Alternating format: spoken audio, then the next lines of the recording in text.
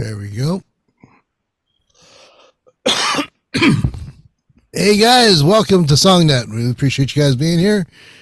This is our first Wednesday of the month event where we have somebody from the music industry that you get a chance to meet and greet online and talk to, no matter where you are in the world. And of course, our guest speakers also get a chance to meet and greet all of you guys too, which includes a lot of what they do. Because each one of them always has something very special that they do that you can hook up with, either online meetings, online events. You can go to their studios, buy their books, all that. So our guest speakers always discuss that towards the end. So stick around and it'll be good. Tonight we've got Ronan Chris Murphy. Yay! So Ronan, why don't you tell us a little bit about what you do and how you got there? Ooh, how I got there. Okay. I am my day job is I'm a record producer and recording engineer, and I'm mostly a record guy, even though I work on the music for some of the kind of big AAA video game franchises and a little bit of film work. But mostly a record guy. But I have no idea how many projects I've done. So certainly, you know, in the thousands. But it's kind of been my day job for 30 something years, and I've been lucky enough. I work all over the world. I actually live in California part of the time and Italy the other part of the time. And yeah, so that's it. And so these days, I mean, I'm always juggling a lot of things. I always think of myself as I'm a record producer. But the truth is, a huge part of my work for the last several years is just tons of mixing and mastering work. So I'm kind of all over the map, kind of literally, figuratively, stylistically. And how did I get here? I started playing in punk bands. and so yeah, my weird little footnote in history is that my first band and Dave Grohl's first band are the same band, but we were in it at different times. So I quit. It was 1983 or 84. I quit the band because I thought punk was over, and Dave Grohl joined the band to replace one of the guys that went off to start a new band with me. But yeah, so I started playing in bands, and punk and grunge, and played with bands like Henry Rollins. Like my bands played with bands like Henry Rollins and Dinosaur Jr. and the Descendants and all, and a bunch of cool stuff. But basically, around the begin right end of the '80s, early '90s, I kind of started shifting over into the production side of things, and that's where I've been ever since. So again, I do a lot of producing and engineering, but also some of my projects. I do a lot of writing and co-writing with the artists I work with as well. And when I'm not doing that stuff, I tend to I host kind of educational events. And the last few years, most of the focus has been on this thing we call Kakapehan, which is this big recording and songwriting retreat that we do in West Virginia every year, and we're going to do it again in May. And Wendy, who's actually here with us today, she went to the last one. And speaking of which, she actually was one of the winners of our Selkie scholarship. So that application is open for women who kind of have great skills or promise, especially in production and engineering. Do it. So that covers about 80 something percent of the cost of the retreat for for, uh, for two women each year. And yeah, and my other little footnote in history, even though I don't do it too much, is I was sort of the world's first audio blogger. So I was the first dude on the internet, kind of doing kind of educational. Hey, here's some tips for miking up a snare drum. Hey, here's a review of this mic pre. So I certainly wasn't the best ever, but I was the first one, and did that for a bunch of years, and I still do that occasionally now. But my life's kind of too tied up with other stuff to spend too much time working on those videos these days. I think that's me.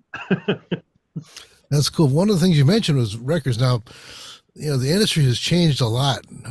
Not too long ago, everybody said that vinyl was dead, and it's come back. And then people started saying that CDs are dead. Now that's kind of not really coming back, but shifting focus. Yeah. And then, of course, everybody's talking about streaming. So as far as like doing album projects and stuff, what's the future in your opinion for all that? I mean, I think really streaming will be the dominant platform But progressively every year, more and more of the projects I work on, whether it's projects I'm producing or mastering, are getting vinyl releases. And the cool thing about vinyl, truth is, a lot of people buy vinyl and don't even listen to it.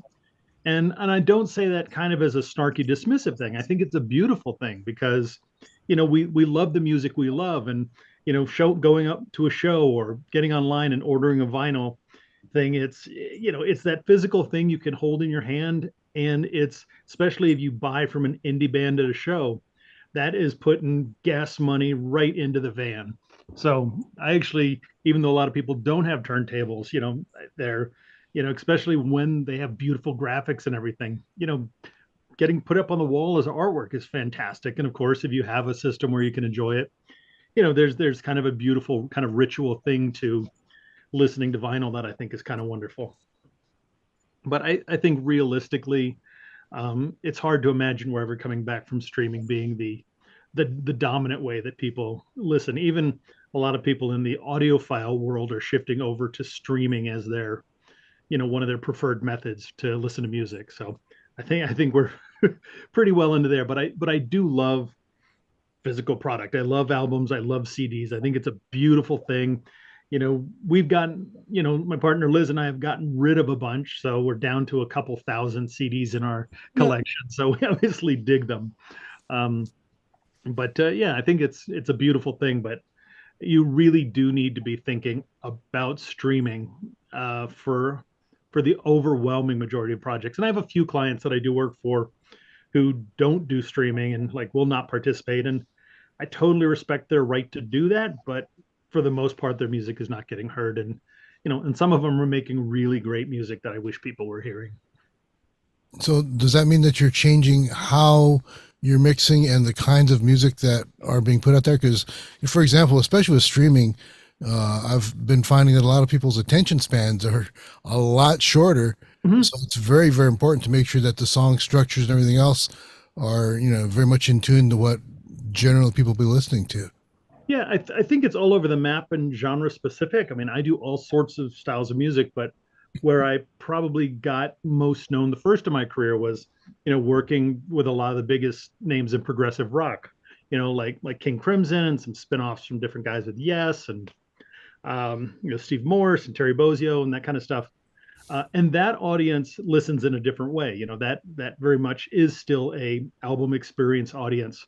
So there's that, but also the thing I'm working on right now, is kind of almost like Gwen Stefani style pop music, pop stuff I'm working on right now. And so obviously we're looking at it in a different way, in terms of how that audience is going to connect with it. So I definitely don't think there's a blanket thing, but certainly a lot of the mainstream stuff is going to this sort of shorter attention span and really changing. And that's one of the things that when you work in this, whether you're a songwriter or a producer or, you know, a session keyboard player, and trying to really keep in mind, what's going on with hits, what are the big things happening? Because the truth is, if just kind of looking around, there's a bunch of folks around my age on this thing. If 20 years ago, we were professional musicians and we went into a coma for 20 years and just woke up and listened to the top of the charts, our brains would melt.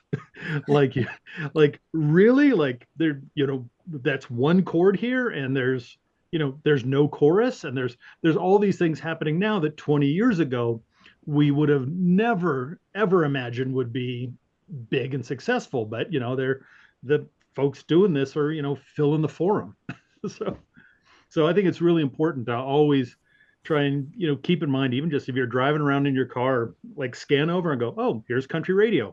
Listen to country radio while you're stuck in traffic. Listen to pop radio. Listen to hip hop. Listen to whatever's going on, because it is really, really kind of helpful to get a sense of what's going on, because we have so much of our biases and understandings of, oh yeah, this is how it should be done. This is how you should craft a chorus. This is how you should go into a chorus. And if we built that onto our favorite records from 1993, that's wonderful if it's just about like following the muse. But for folks like me who, this is my day job, and I'm working with people who have aspirations for bigger success and things like that. I need to constantly be trying to think about that stuff. Well, one of the things about the internet too is that it's infinitely expandable, and it's one of the key points that a lot of people they miss. They think that popular radio or popular music is just one thing, but the reality is that no, there's everything all living together side by side, and there's just as much music that we grew up with. Like my 30-year-old daughter, for example, she's got Sinatra on her Mhm. playlist, Yep. and she likes that stuff. Yep. Yeah. And we never know what's going to get big. My highest charting thing as a writer or a co-writer, you know, has a chorus, will I ever kill again with you by my side? You know, that's the highest charting track I've ever worked on the Billboard charts. And so yeah, there's a lot of different things going on. And um, so yeah, so it's always worth kind of paying attention to what's going on. And When you find the right tastemakers that are pulling the kind of music that you want to listen to out there, and yeah, you connect with them, then that's where your music could live and get distributed and get heard yeah, by other people that are like-minded. So that's a very important thing to note, I think, yeah. because so many. Yeah. And unfortunately, we have the kind of the huge challenge right now of saturation, because again, like there are things like 20 years ago, like iconic people, like, hey, a record came out with this iconic person on it, it would be a really really big deal. And we've got this situation now where these things where even like these iconic people are putting out albums, you know and they don't even register. And it's sort of like, oh, I didn't realize that amazing, iconic, one of the greatest artists in the world just put out a record. So it's a tricky thing right now. We're certainly we've been in uncharted territory for a while, and I don't see that changing in the near future. Well, by the same token, there's also iconic artists that are putting out stuff that I don't know. Like I just listened to the new Stones thing, and I've heard much better indie stuff out there. Really, I mean, Yeah, so there's a lot of like iconic folks that yeah, you listen to a little of their new record and it really inspires you to go put on one of their old records real quick. Which is a fascinating thing to me. I've never quite understood. I mean, there's some psychology behind it, but you think of somebody like the Rolling Stones who could do anything they wanted. And the new record, it's okay, but it's sort of like, oh yeah, some more of that, whatever.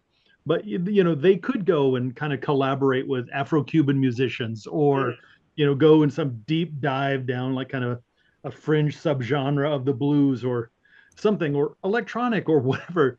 They have that ability where they could go do these extreme creative things that would probably bump some people out, and then other people would be fascinated by it. But it's always kind of disappointing when icons just sort of just trot out more of the same that make you want to go listen to their stuff from 1976. which is kind of scary too, because like especially Kiss just finally gave it up this last weekend, Hmm? and they said, yeah, we're done, but we're not done because now we've got icon or avatars out there. Yes. Yeah, and then when you take the avatars, then you throw on AI on top of that. Now the AIs are going to be writing their new Kiss music on top of the avatars. It's completely generated. It has nothing to do with them at all, but because they've licensed their images and everything else, it's still Kiss. They're still making money on it. It's going to be a really interesting thing to see. It is. I'm apprehensive, but I won't go into downer mode.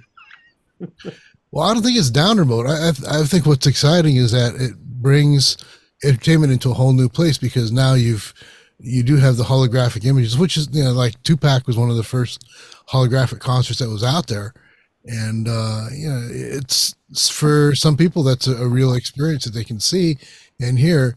And then of course with all the new technology for audio, you're getting these crazy surround sound things that make you feel like you're immersed in the whole deal, and you don't need the VR glasses anymore to see that holographic image. That's a pretty phenomenal step, for something entirely different. Even though it's kind of fake, I think it'll drive people more towards looking at real music and real artists, but in a smaller venue. I hope so. Yeah. Yeah, I So hope we'll so. see what happens with that. All right. Well, with that, I think I want to listen to some real music. Steve, what do you think? Give me a minute. I'm Yeah. answering an email back. Okay. A song coming in. Just give me a second. Yeah. It's one of While those. we're waiting, can I ask Ronan a question? Sure. Yes. So you were talking about streaming. So when you master, do you master differently? Do you do like two masters, one for a CD, one for streaming, or I most of the time I will do I'll do two masters if there's vinyl and there's basically vinyl and digital. For the most part, that's usually it. If I've done a very dynamic master, i.e. not super loud, whether that's the vision of the producer or a genre of music that really suited to that, a lot of times with some minor level adjustments, I can just use that for vinyl as well. But if it's anything that's going to be loud, um, it's I'll almost always do a secondary. The vinyl will be a more dynamic master, but there's also some things you want to treat the high end a little bit different as well. But I don't do it. I can't think of a time I've done a separate one for CD and streaming. I did a record about 3 years, 4 years ago where I did. But there's an interesting thing. Like if you get on the internet, everything on the internet is true. We all know that. But but you'll sort of see people talking about mastering and saying, "Hey, you should, these are the target levels that you should use for mastering. You should have 14 less for deliver for this and that, and that's the pro way to do it." And there are some valid discussions about why one may or may not want to do that. But I always think it's really important in those discussions to keep keep in light or keep focused on the fact that virtually 100% of the most successful people in the world are not following that advice. So, when you're thinking of your own stuff, you shouldn't feel like you're a bad person if you don't follow uh, some of those guidelines out there. Because the reality is, and there are valid discussions about whether or not this is good, but almost every hit record coming out now is super, super loud. And again, we can get into discussions about the pros and the cons and the why of that. But again, the reality of it is, that it's not a crazy thing to consider doing your work in a way that's similar to the approach of the most successful people in the world. so we're still in the loudness wars? Yeah, I mean, I thought some of the streaming stuff would change that a little bit. I thought we'd, scale back from sort of the nuclear Armageddon of the loudness war that we've been in for a few years. And but again, the most successful people in the world are still making super, super loud masters. And that doesn't, and that's across almost every mainstream genre. Records are crazy loud, hip hop crazy loud, rock crazy loud, pop crazy loud. And even a lot of jazz and things like that is still pretty darn loud. So again, I'm not saying that you should do that or that loud records are better, but again, I don't think it's crazy to consider following what the most successful people in the world are doing when you're kind of creating your own strategy for your own work. Okay, good, So I good so I When point. you still say probably, yeah. when you say loud, does that mean distorted? Loud records can get distorted. One of the tricks of being decent at mastering is being able to get things really loud without too much unintentional distortion. But yeah, there is distortion because really anything that's super loud, it's going to get clipped, and that clipping does introduce distortion. But there are different ways that you can sort of treat the low end, and some kinds of mixes translate better to loud than others. Sparser mixes are generally easier to make really, really loud. And for me, my kind of natural place where I gravitate to is sort of like an 8.5 on the scale of 1 to 10.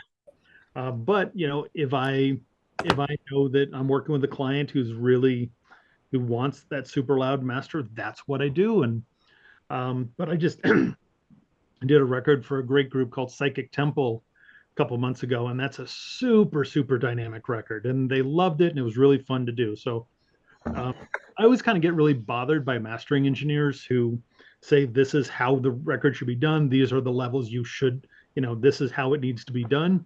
Because really, when I'm producing, I'm in the trenches and stuff. But as a mastering engineer, my whole thing is figuring out what was the vision of what this artist and producer were trying to do, this mixer was trying to do. How can I get them there? And if they want something really lush and thick, um, that's great, and not loud, that's what we'll do. If they want something that's, crazy loud, like a Katy Perry record or something like that, that's what we'll do. Well, the deal is, my understanding is streaming services like Spotify will take a really loud master and turn it down to be the same level as everything else. So if you make a really loud master, what you're ending up doing is just squashing it, taking the dynamics out. And I guess that's the question. Is that what the producer wants? They want it to have little dynamics, or what's their thinking, you think? I mean, it sort of depends. Part of it too is also there's a certain degree of, we often call it density. Sort of when something is limited, there's kind of just how stuff sits compacted together, which again, if you've been listening to modern music for the last 15, 20 years, that's kind of what sounds pro to you. So the reality is, and why I thought the loudness war would sort of diminish a little bit, is that if I made a really loud master and then a really dynamic master that, median levels were about here, once that gets turned down, this more dynamic one is almost certainly going to sound bigger and punchier and more powerful.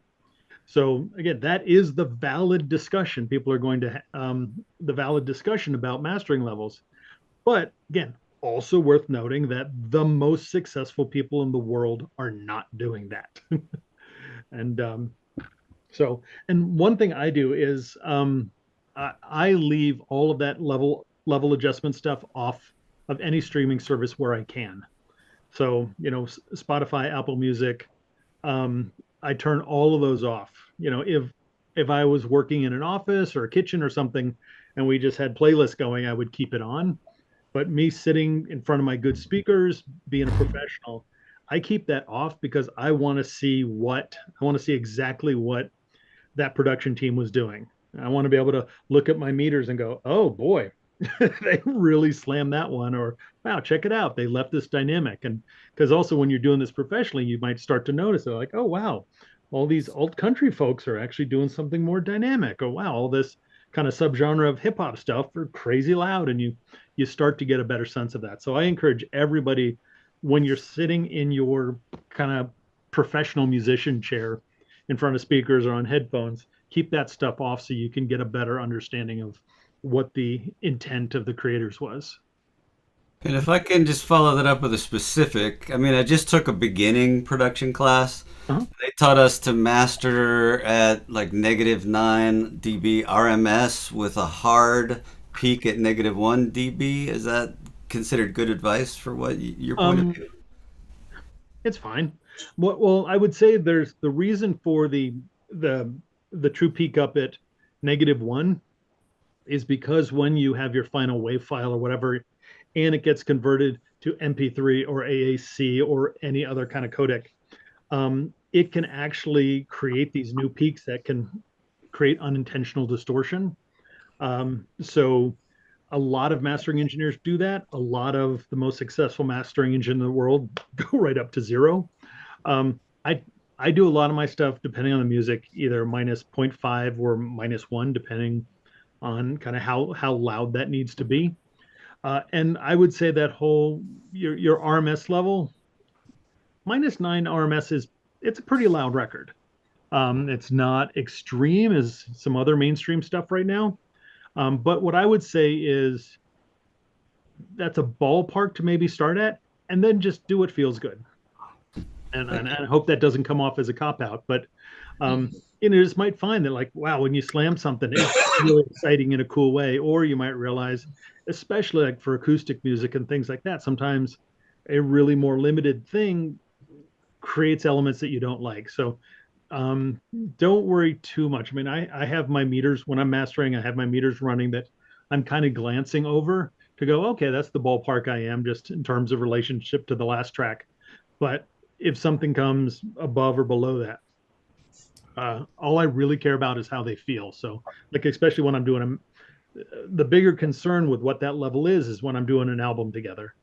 And I want to make sure, and I'm not really looking at that number, but I am kind of going song by song, like even like 1 second here, 1 second here, just to make sure that the energy feels about the same. So it all feels like this is supposed to be where it is. And what I do, and that's not unique to me, a lot of times is I'm kind of seeing where the vocals feel. So on a record that might have a ballad and some hard rockers and something a little funky, kind of go and listen. Does my relationship to the vocal feel pretty consistent?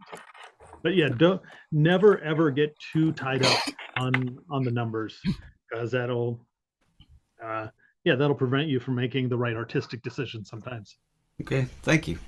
Yeah, one of the things you mentioned about that though is that when you put stuff through your codecs and stuff, somebody's phone's going on. It changes a lot of stuff, not just the levels, but also the mix. The frequency response, everything else. It gets crunchy when you go to an MP3, for example. That's always been the case, and it still is, because it's not an AAC file anymore. Yep. It's not as accurate, and you're going to be getting the weird crunchiness in your EQ that you wouldn't have expected prior to that. So, okay. Well, Steve, we ready to listen to some stuff? Yes. Excellent. All right, so I'm going to turn it over to Steve now. Steve, take it away. All right. So, And if we know what we're going to hear, if there's anything in particular that you're interested on input, feel free to holler. If not, I'll just listen and rant and rave. let me just do a double check one more time before I close out this window. All right. So the way it works is I share my screen and then we listen. And that way you can see the lyrics. So, And then also everybody mute yourself so you don't get the weird echoing and stuff. yeah. We'll start with Wendy Ludlow. This is called "Dear Lord, I Pray." Let me get the lyrics up here. And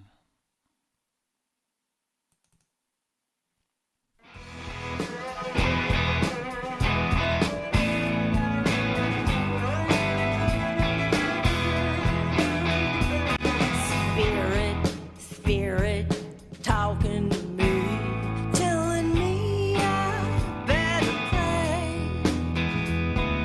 Goblins lurking under my feet, telling me I better pray. And I said, goddamn, hallucinations beating me down, telling me I better pray.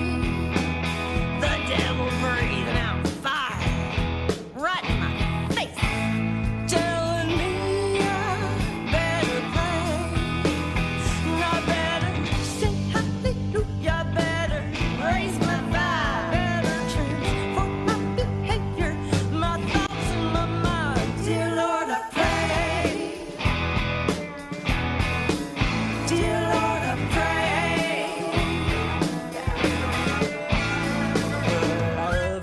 My lover, be doing me right, telling me I better pray. My body, my heart, beating so bright, telling me I better pray. My grandfather, my grandmother from the other side, telling me I better pray. And I better sing hallelujah, better raise my vibe, better transform my behavior, my thoughts and my mind. Dear Lord, I pray. Dear Lord, I pray.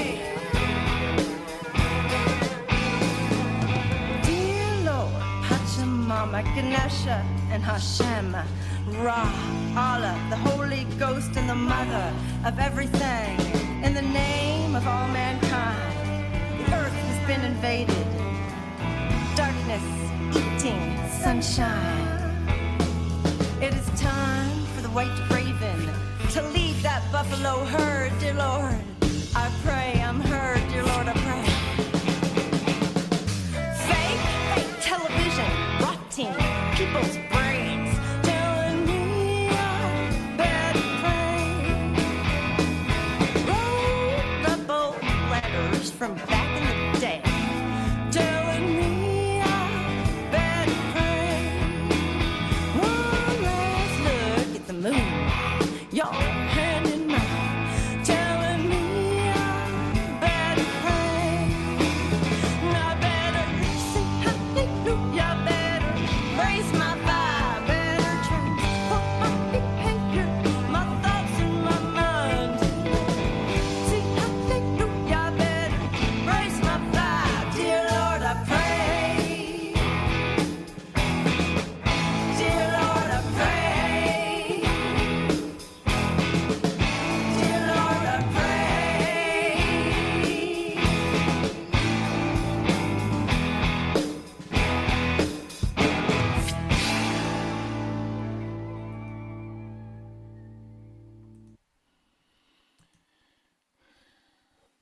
Okay. Right on. Just FYI, if you've heard enough, just give me the high sign and we'll. Okay. Some We hear songs all of it are. from everybody. Yeah, of course. Yeah. Nice. Wendy, is this something new from you? You're muted, Wendy. Wendy, you're muted?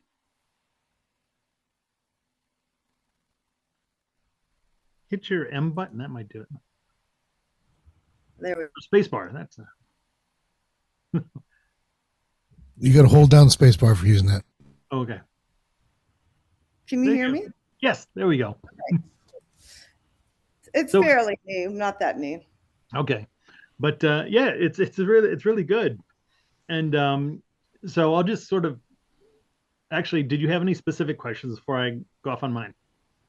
Yes, I mean, I would like to know how to modernize it. I mean, I kind of feel like this is a demo and I want to take it to the next level. So I'm just thinking about that. But real quick, I just want to plug Ronan's retreat in May. It's amazing. Not only do you get to take classes with Ronan, there are other producers there. There are producers and songwriters from all over the country and all over, people from Europe, and you eat meals together. Much more than 80% of the cost of it is covered. You get all kinds of support. His partner knows everything about how to help you understand the industry. It's just a great, great, great experience. I'll send you a check. So- No need. Well, good. I'll just sort of approach this by putting on my producer hat. Like if you'd sent me this going, hey, I want to produce this tune. I don't know that I would try and modernize it too much. I mean, there's some sonically we would and do a few things, but this really is, this is Colorado hippie music. And I say that as a positive thing. It really is, and it's the same sort of people that would dig this or dig in Fish and things like that. So I wouldn't try and make it Taylor Swift or Katy Perry or something like that. The first thing is like, you really got to get a shaker or a tambourine on this. Okay. Because it's amazing. What I would recommend you do, like even if, tonight or tomorrow, throw this into your DAW, put up a microphone and get a shaker or something and just do a really simple chick, chick, chick, chick, chick, chick, chick, chick, chick. Nothing fancy, just that all the way through. And watch how the whole band feels tighter, how the whole energy lifts up. And it'll probably even sound like you sped the tempo up. Because a lot of times, because a tune like this, there's spirituality, but a tune like this should be spirituality with your butt moving. It's like, right on. so, Yeah. Little tricks like that. So when you're working on a tune like this, it's on that thing where it's bordering on the dun, dun, dun, like almost a little dirgy or can get monotonous. So it's really important that when doing things like percussion, but also even just figuring out what's the best tempo for this and making sure how the band plays. Again, people should be dancing to this song, and not disco dancing, but again, just out and enjoying it. So really make sure you're thinking about the rhythm and the groove of that. The Okay. other thing that, again, if I was sitting here being your producer on this, um, I would try and make sure that you define phrasing and melody a little bit more. Because somebody in the chat, I forget who, just immediately chimed up, "Wow, great energy in this," and it is. There's great energy. Your voice sounds really good, but you're kind of almost starting to emote and vary right out of the gate. Mm, And so, like, almost before we've had a chance to sort of establish a theme and then get it again, it's like on the first theme, you're already starting to sort of emote and expand on it. And so, one of the really good things to do, especially like a tune like this that doesn't have big shifts in harmonic motion and anything like that, is really make sure that your melodies are really defined so that by the second time you sing it, we're singing along with you, or at least trying to hum along. And also, mhm. if you establish that a little bit more, when you do start to break out of it, like, okay, I'm going to hold that note a little longer, or jump up another uh, Right. second or something, all of a sudden it has more power Okay. because we're coming around to the third time going, oh yeah, we know this, we're singing along, and then, oh, there she goes. And so there's some intensity to that, because those would be the really biggest things, making sure that it grooves, make sure butts are wiggling, you know when they're Do you listening.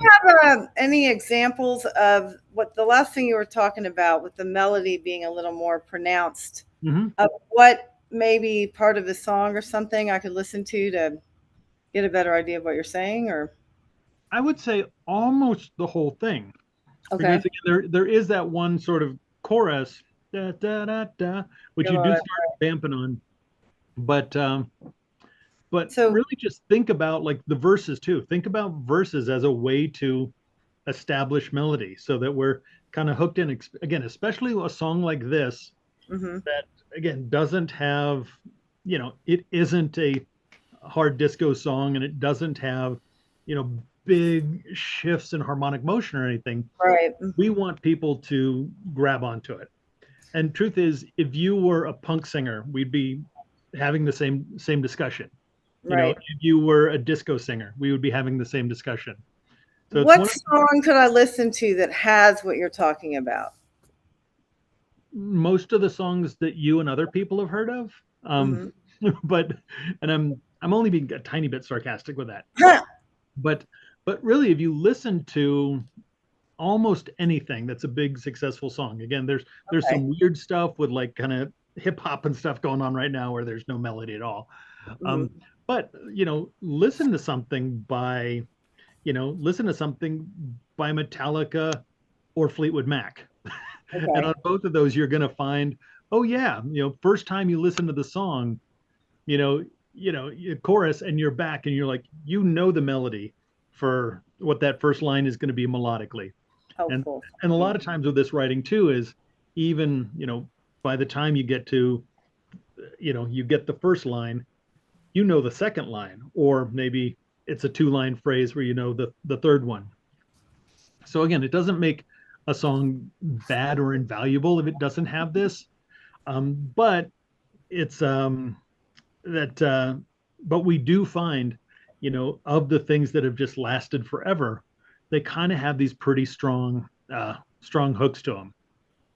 And again, I think that I always like to think of it with most styles of music is that, if you can capture people's subconscious in terms of like, oh yeah, they're just, the beat's making a move because everybody's playing right in the pocket, and there's a Hmm. melody that, oh yeah, I'm kind of hooked along. It sort of makes it easier to take people on that journey of the lyrics, like the story you're trying to tell or the Okay. theme you're trying to convey. And That again, if makes you were a punk singer or a disco singer, we'd be having the exact same conversation.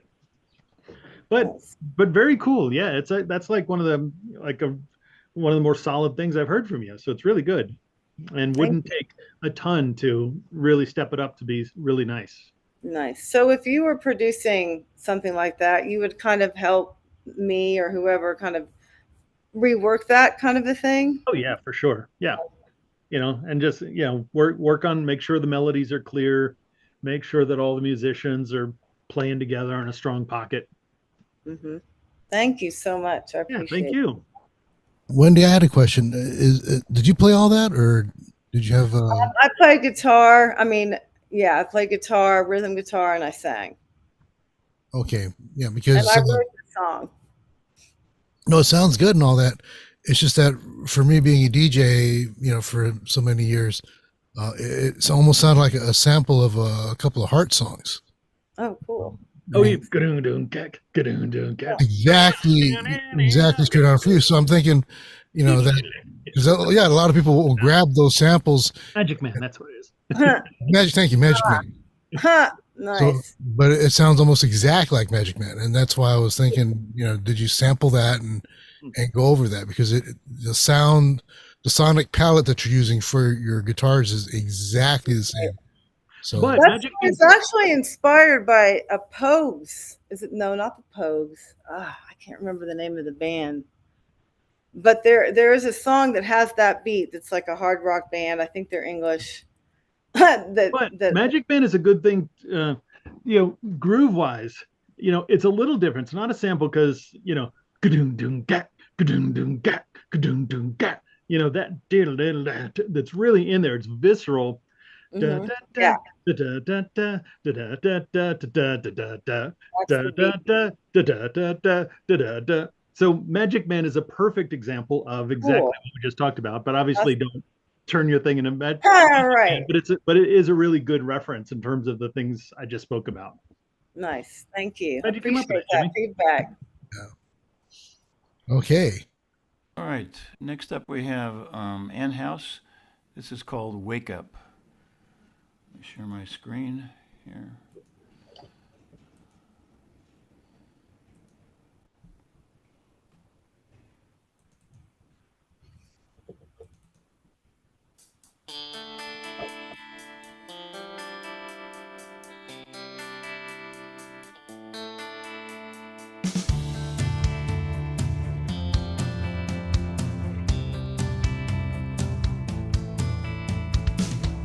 Your words are echoing so loudly, I am silent, spreading like poison until everybody's numb. You sleepwalk on the razor's edge, dumb and defiant. You're so convinced that everybody's wrong. I can't pretend anymore. The light is killing my eyes. I hear the alarms going off.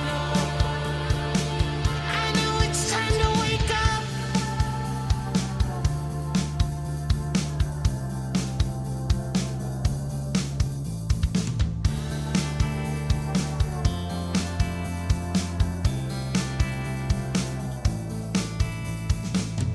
The smoke is clearing now.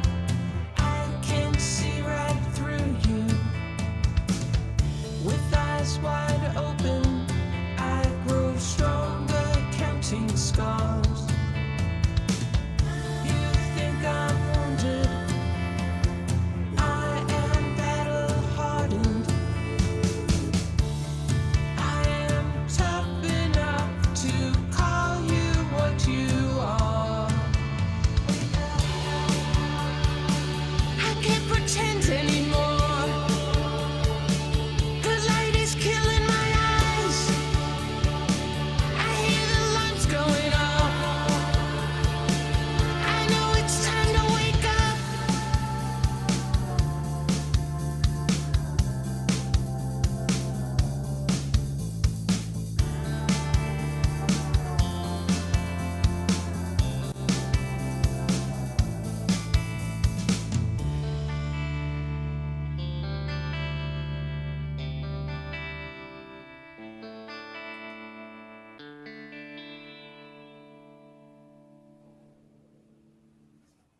Right on. That was great.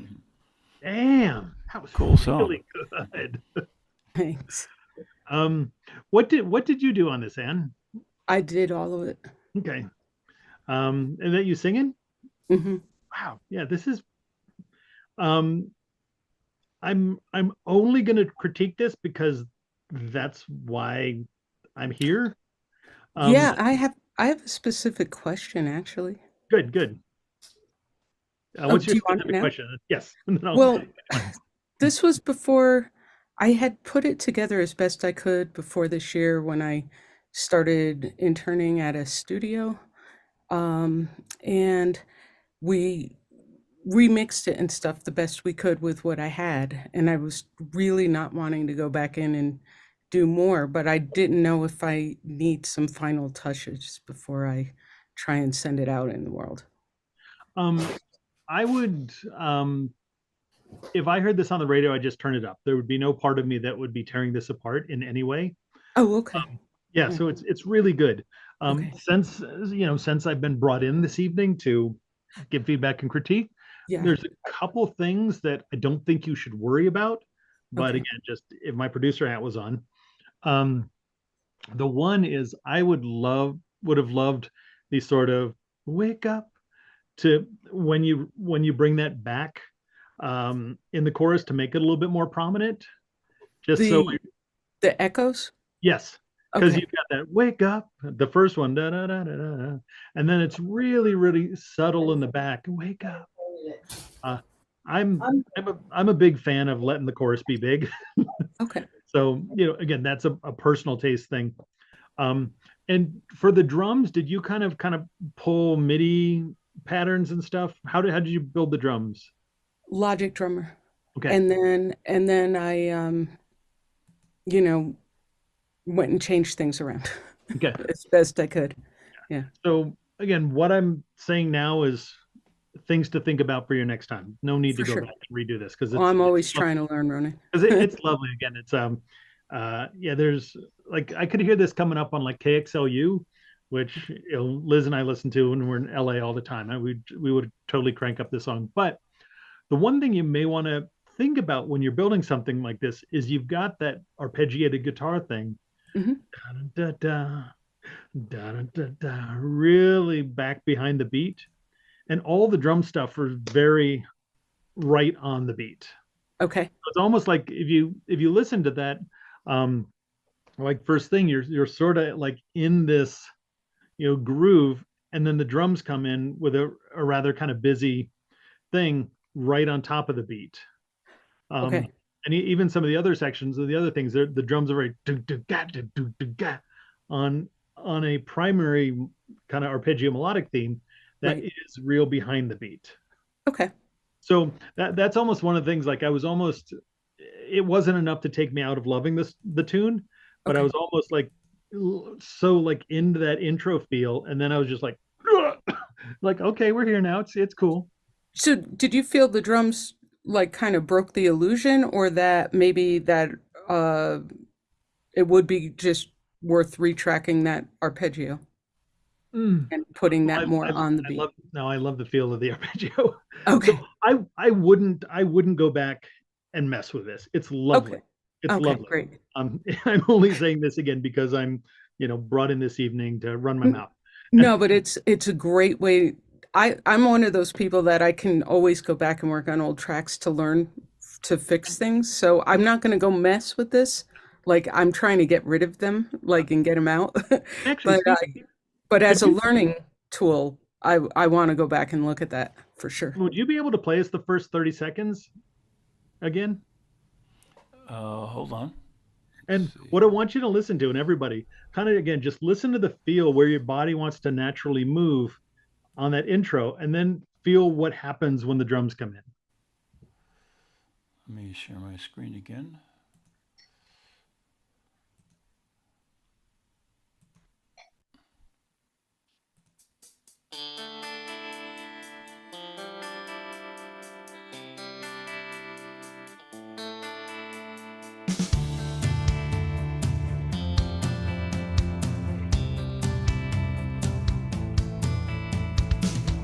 Your words are That's enough. echoing so loudly.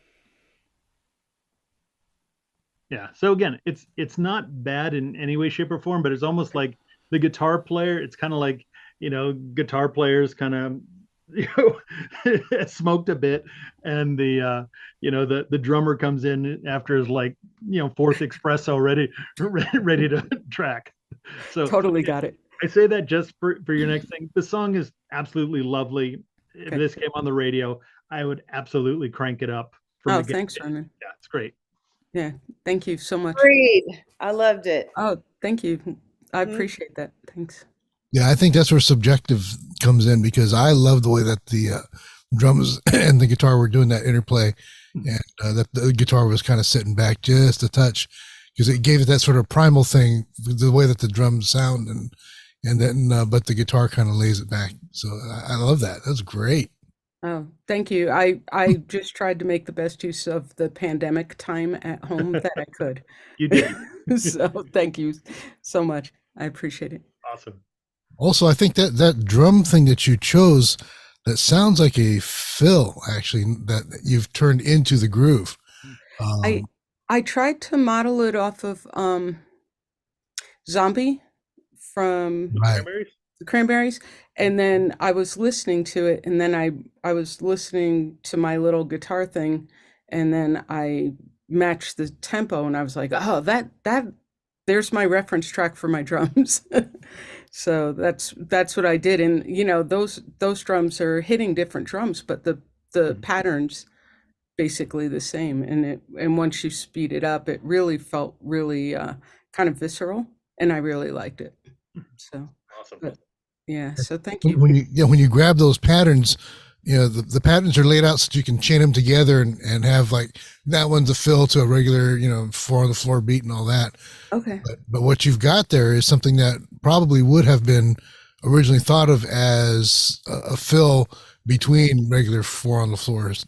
Mhm. So I think it really works very well, because you've taken something that wasn't designed to be what it is, and it's become the groove of the song. And I love that. It's beautiful. Well, thanks job. for saying that. Yeah, Yeah. like I said, I'm always trying to learn, so opportunities like this are fantastic. Okay, So thank you. sure. Okay, so we're doing sort of ladies first tonight. I'll do Gia's next. This is called Is This It? Okay, and share the screen.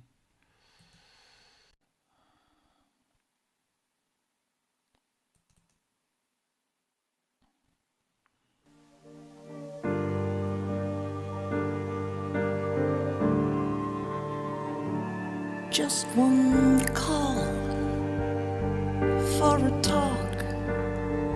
Listen deep on the wall. Is this enough? All the simple stuff. Just a look, a second glance.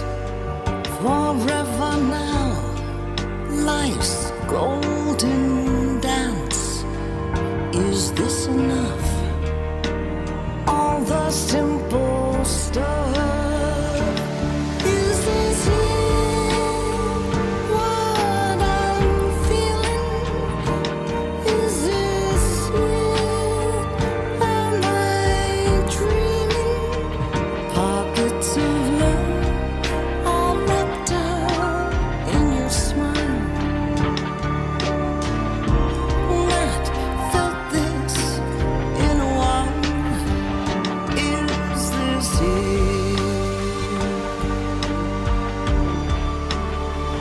The gentle touch of a hand, the little note left there on the stand. Oh, that's enough. All the simple stuff. Is this it? What I'm feeling? Is this it? Am I dreaming? Pockets of love all wrapped up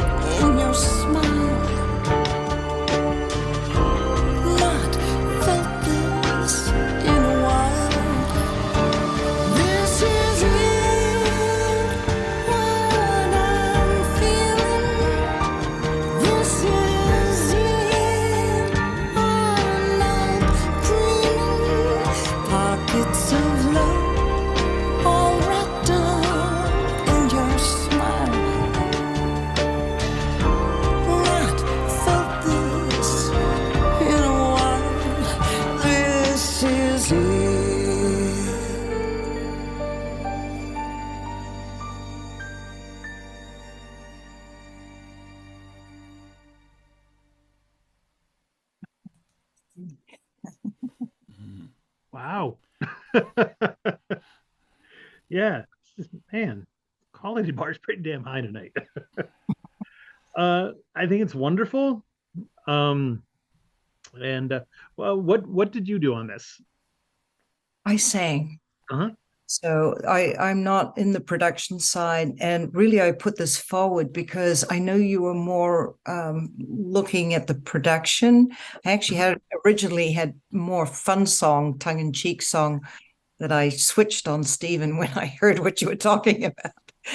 So, it was really more this is a producer from the UK that I was working with, and he's kind of changing my style up a little bit. I've played it for some people that know my music, and they go, I don't know. I'm getting mixed reviews. And, Patty, who I did this with, he's a wonderful person, Patty Byrne. He feels it lives in the sync world, which I'm trying to get into more. With this sort of more ethereal sound, but it is a little different. So I put it forward because I'm not used to the sound myself yet. Uh-huh. Okay. Well, you're really good at it. So I have no context in terms of how this relates to your other body of work, but you're really good at this thing that I just heard. Oh, cool. And I really only have two comments on this. One is I love choruses, and you sort of here's your little taste, and then you pull it away from us. Yeah, it's a So little I would before you kind of go to that sort of post chorus section, I would love to have those sections doubled up, just because I want this is it. I want to hate you for having that stuck in my head. So like when I'm cooking dinner, even without the music off, I want to be this is it, having that stuck in my head. So I would go for coming back and repeating that a little bit more, just so we get it. Okay. And the other thing is, and this is a production and arrangement thing, is in the verses, I felt that there was competition for your voice. So there's a lot of stuff going on. Yeah, there's in the same range, sonic range as your voice. So we've got sort of, and I'm assuming that's all virtual strings, like virtual cello and things like that, which is fine.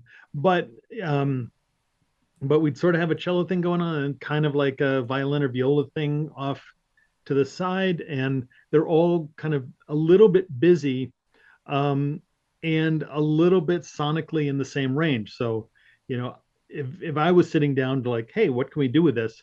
I would try either simplifying some of that arrangement stuff, but a lot of times when I'm mixing, like if I'm mixing something, that's not an option. Like it's done, and the producer or the artist is just totally married and in love with that little violin line or whatever, so that's not going anywhere. I'd look at maybe even just like making them a little bit darker. So just sonically a little darker, just so your voice gets to float on top of it a little bit. So they're kind of more like waves going behind your voice versus being alternate counter melodies that compete a little bit with your voice. That's an interesting thought. Thank you. And but I mean, quality wise, this is really high. There's nothing like aspirational about this. Like, oh, good job, champ. It's really good, and it's really pro. I mean, and again, I'm bringing my own producer bias to it, but it's really well done across the board, and your voice sounds fantastic, and the song's really good, and everything. But yeah, I just wanted to be a little bit more just you and me, kid, on that voice and those verses, and also with them, if they don't feel as busy, we'll get a little bit more sense of a lift when we do hit that chorus. Right. Yeah, But I was wondering if that chorus really stood out. Didn't know whether it needed background vocals or something to make it a little more meaty rather than being. I don't think so. You could certainly experiment with them, but really, I mean, somebody chimed in, the James Bond reference, which is obvious. That's actually what I was. Yeah. I mean, it's. I think Shirley Bassey is the one That's actually what he was sort of going for. So I'm not Shirley Bassey, but No, but you sound great at it. You do this really, really well. So, in terms of a sync world opportunity, I would say that that this is something that stands out from a lot of competition for that. Just cool. because, again, just being able to pitch as, you know, epic ballad in the style of Shirley Bassey Bond song, metadata, metadata, metadata. And yeah, it's because it is. It's really good. Thank you. Okay. I loved it. And just so you know, for whatever it's worth, I was seeing pink clouds during it. Clouds. Wow. There you go. Well, Clouds. it was supposed to be ethereal, so that's good. I'll show it at Durango, I guess. Awesome. Thank you. Thanks, Ronan. My pleasure. Okay, next we have Dan Marcus. This is called Superstar Blues.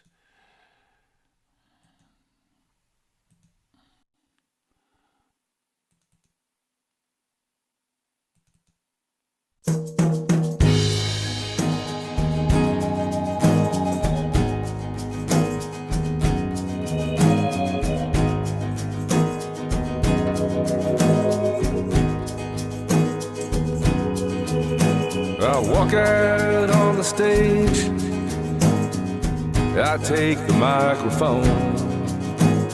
Thousands of people watch me as I sing my songs alone.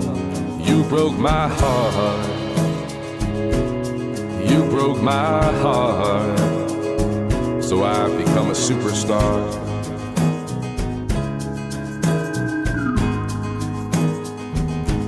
But I trade it all, I trade it all to have you back in my arms.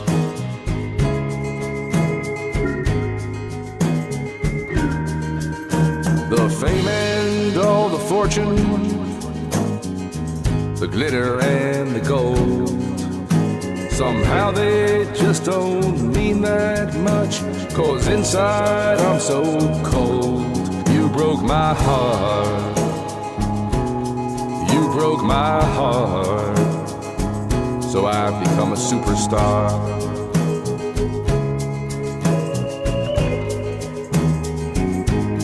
But I trade it all, I trade it all to have you back in my arms.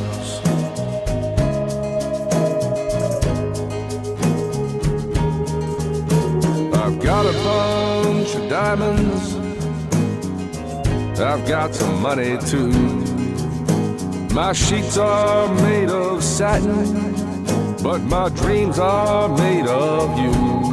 You broke my heart, you broke my heart, so I've become a superstar.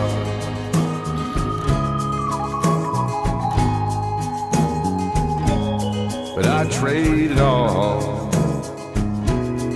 I trade it all to have you back in my arms.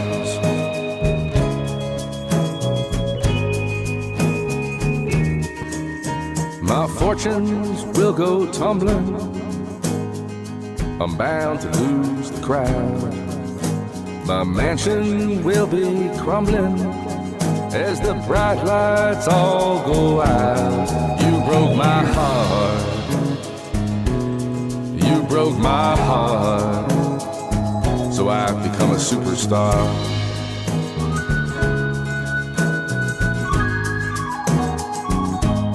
But I trade it all,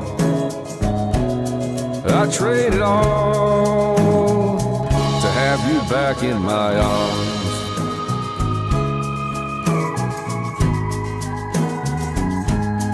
I trade it all,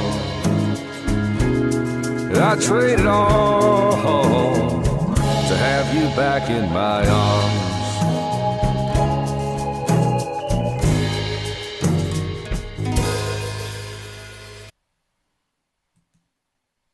Yeah. Nice. And so what did you do on this? And you're muted. Yeah. Well, I sang. Uh-huh. Yeah, I just sang and I wrote it and I sang. Okay, cool. And is this an album on an album you've released already? No, no, it's not. It's an album that you know might be released, but it's just a yeah, it's just a project. Okay. So eh, so right out of the gate, I was very happy that this just wasn't a generic kind of bluesy. So I was Right. happy that it kind of had its own vibe. So dig that right out of the gate. Um, Everything I'm going to tell you is just sort of like, oh yeah, here's some of my own biases. Okay. But I actually thought in the later verses, your first something I talked about with Wendy too. Your first verse vocal delivery is really kind of loose and ambiguous, and like not quite in the pocket. And then you kind of tightened up later in the song. So I was like, Mhm. okay, I'm gonna critique him on that. And then like, oh yeah, and once you're at verse 2 or 3, like, oh yeah, now you're kind of singing in the pocket. And Oh, generally, if you are going to do one or the other intentionally, it generally makes sense to kind of get a little more in the pocket and define things at the beginning, okay. and then start to vary it a little bit. Okay. Um, the it's sonically, um, there's not a lot of variation to it. In terms, which again, a blues song doesn't need to sound like a Radiohead record. Um, but one thing is we've got a pitch snare drum, so bum bum bum bum. So you've got that note going through every quarter note through Mhm. through the whole thing. But also, I would have loved when you got to the verse like something like "I've got a bunch of diamonds" or whatever. I Mhm. was so hoping that that was going to play more of a role of like a breakdown bridge, Ah, because okay. it's very homogenous all the way through. Right. Um, and the great, and there's, I love AC/DC. I think Back in Black's a perfect album, and it's hard to get more homogenous all the way through than that. Mhm. Um, but I would have loved to have seen that, breaking it down just to, you know, take us out of, oh, perk us up a little bit, and that could just be like dropping out the acoustic guitar, or, having the drummer just go instead of that snare drum, or on the floor tom or something that said, okay, we're different. We're still in that groove. We're still in that kind of bluesy groove, but breaking it down a little bit. Okay. While retaining the melody, you mean? Just Yeah, You wouldn't have to change anything. okay. I mean, you could if you wanted to change the melody, because I think there's certainly room to change it up there, All right. but you don't need to. And it's a way that you can just with arrangement Right. create the as if you had written new melody or something there Uh-huh. just by changing it up. It's a whole new experience. It works like a bridge, and then we come back into it. Right. Right. I see So that. that would have been really fun. Um, uh, I think I have the thesis of the tune, but I wish that was a little more. So is it sort of like because you got your heart broken, you became a superstar as kind of a screw you kind of thing?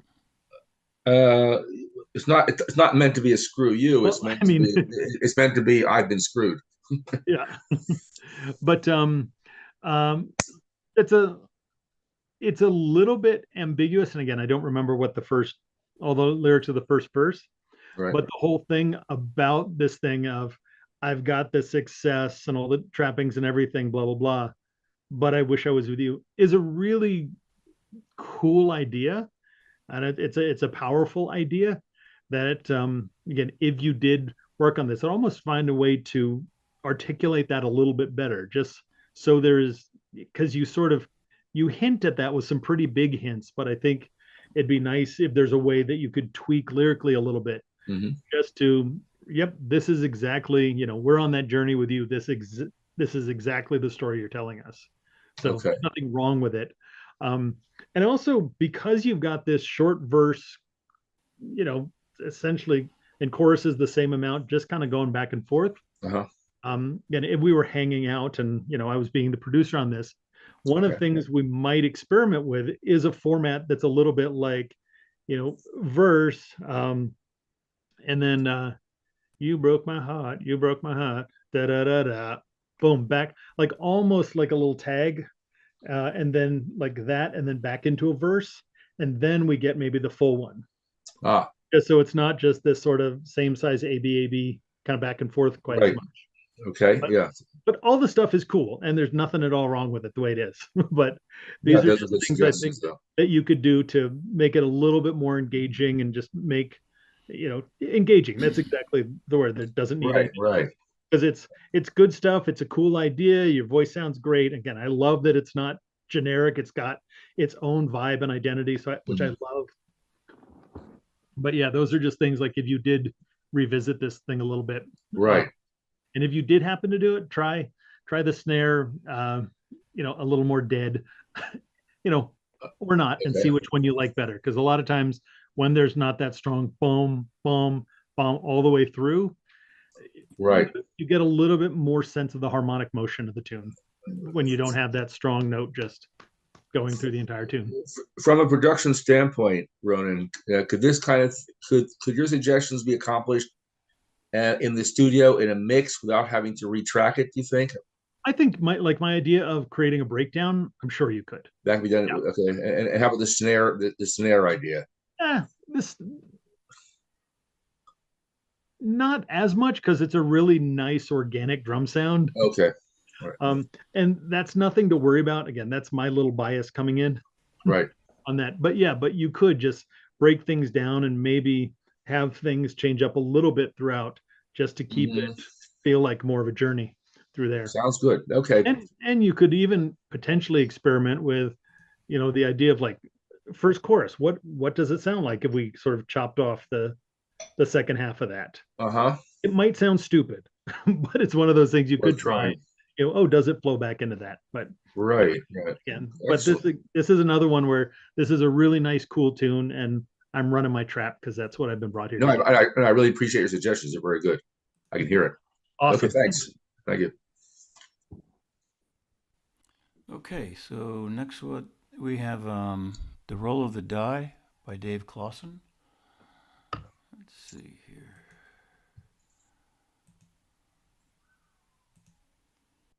And for some reason, I'm having a problem with my Adobe Acrobat, so this is going to look a little funky because it's in Google Docs or something. Anyway, yeah.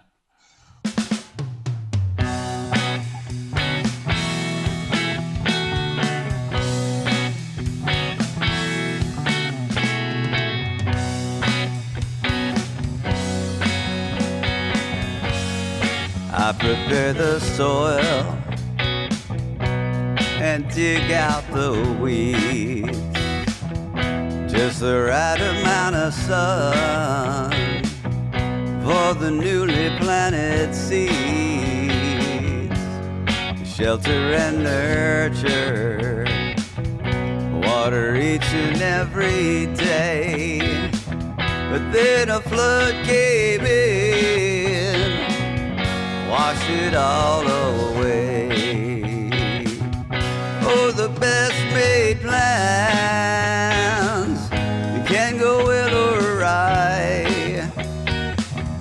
Some days it feels like the roll of a die.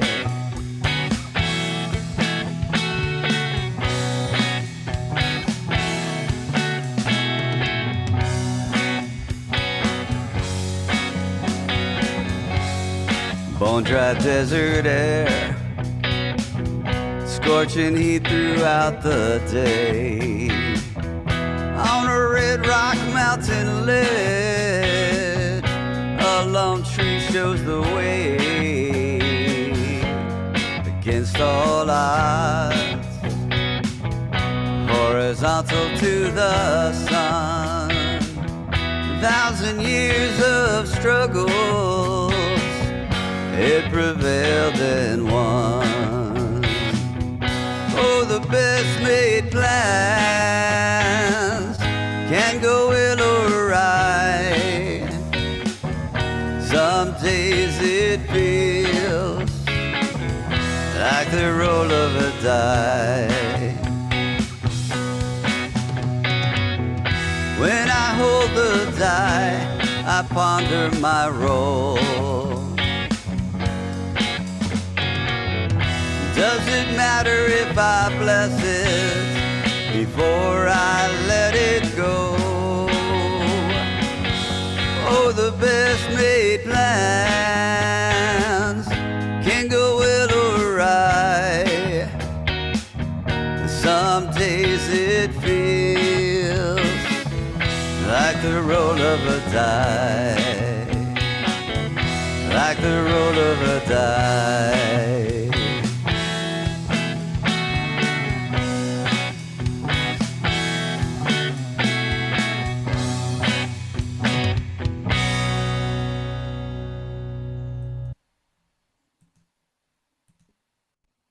Yeah, nice. Mhm. So sorry if I'm keeping y'all late. I'm just enjoying hearing these all the way through and seeing how they kind of progress. So tell us about this one. What did you do on it? And what are we hearing? Okay, everything but the drums. Uh-huh. Honestly, it's not finished because at 2:30 I was just like, that's the scratch guitar track, that's a scratch bass track. I sent it out to a drummer friend. I got back. He's got Roland V drums, so I got the stereo drums, but I also got the MIDI. So I plan on splitting the MIDI out and then doing some sample substitution for the MIDI tracks. And Good. I thought of maybe starting out with acoustic guitar in the beginning and then kind of pulling an electric guitar. I'd definitely have to redo the bass part to sync with the drums, but everything, mixed, mastered, everything but the drums. Okay, cool. So actually, I I hope you keep it electric coming in because I really like that. And kind of the intro and where you sort of come back to that is my favorite part of the tune. It's just a really nice riff, really nice vibe, and it's also the part that feels the most cohesive. So when you get into like the way that feels, the way the band feels there is really cool. They're like, oh yeah, here we are. And then we hit that verse, and then yeah, everybody's kind of doing their own thing a little bit. So yeah, you'll hear me a little bit like a broken record, always talking about trying to get the band playing in a pocket together. Yeah. So yeah, so you might again really look to see where that goes because you know that verse should really feel just like the band in together. Bass player, that thing, bass player like staring at the drummer. So try and see if you can get that, whether that is getting the guitars and everything to lock in with the drums, or finding a good drum part and looping it up, or asking your buddy to play with a different feel that locks in a little bit better. Because the vibe is just so cool at the beginning, and then we kind of go away from it. So that's the big thing. The other thing is, again, me being a little bit broken record about the guy that loves choruses, your chorus really feels like a bridge.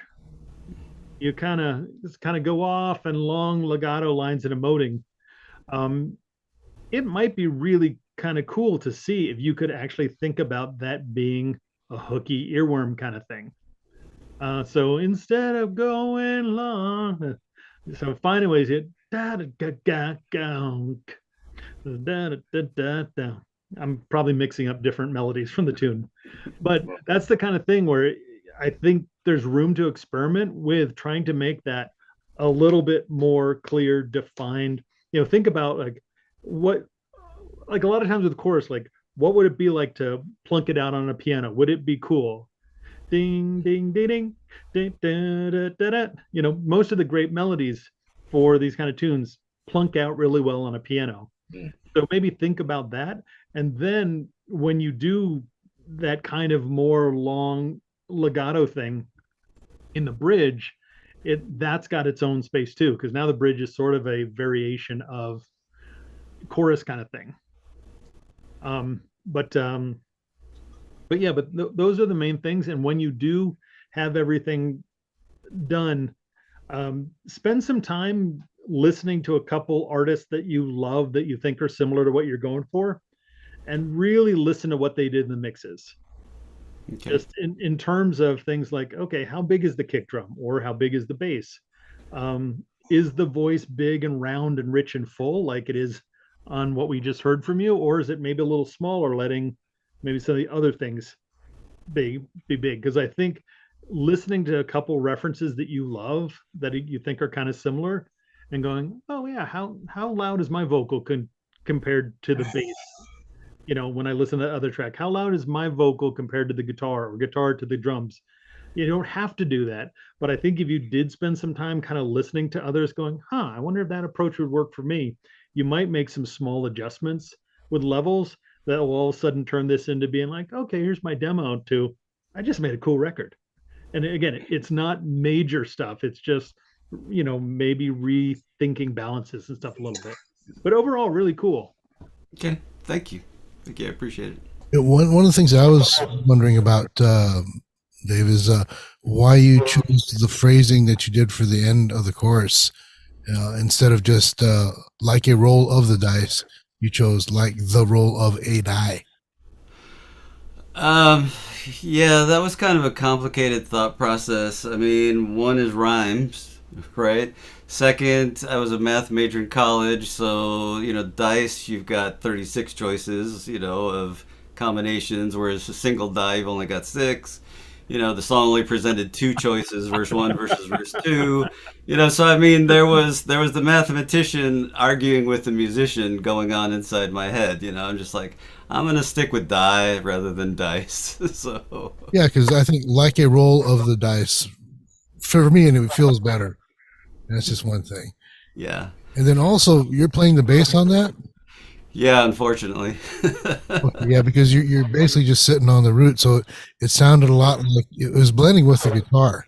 It didn't sound like a separate bass line. Yeah. So that was one thing that you want to consider is, you know, have a bass line that's not just sitting on the root of the guitar, so that it opens it up a little bit. And then the third thing to me was that, you know, after I'm hearing everybody else's stuff so far, your mix kind of sounded small. What kind of speakers are you running? Well, today I ran everything through headphones. So I was just trying to. Today, I mean, I knew I sent this in at 4:30, so I knew in 2 hours, all I could do is redo the scratch vocal, right? So that was a headphone mix then. Yeah, but I was running it through SonarWorks, so it would sound flat, you know, so I wouldn't have to worry about room resonance or anything like that. So yeah, no, it sounded like a headphone mix. That's why I was kind of wondering. But I still think on headphones, if you went and did some referencing to other tracks, that you'd make some adjustments that would you could definitely make it feel like not a headphone mix. Yeah. My problem is I can't think of what song would be a reference for that. I can never think of references. So I liked the lyric "roll of the die." There was something kind of poetic about it for me, just from another perspective. I like the explanation, actually. Well, thank you, Wendy. Thank you, Stephen. I mean, it's cool when you understand the thought process of something. Yeah, it wasn't just random. Yeah. And no, that's in another song. It's actually knowing that it's a die and not a dice. Okay. Awesome. Thank you. Next up, we've got Ed Lackey. And Ed, I didn't actually get the lyrics for this, but so I'm just going to play the tune. So this is called I'm sorry. Got to get the right window here so I can read it. Brown-haired woman. No, I'm sorry. It's brawn-haired woman. It's spelled B-R-A-U-N, haired woman. Nice. So it's, again, there's probably a story behind that too, right?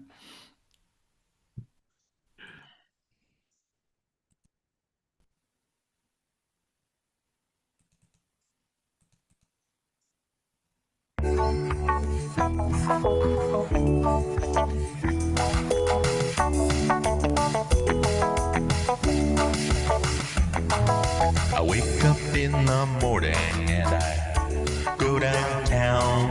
I'm working for the man and I don't mess around. I really like my job and you know he pays me well. But every night the traffic is a brand new hell. And there's a brown-haired woman, brown waiting there for me. A brown-haired woman, just as pretty as can be. A brown-haired woman. woman. Don't you know I love her so? I know she really loves me, 'cause she always tells me so. Oh yeah, that's right.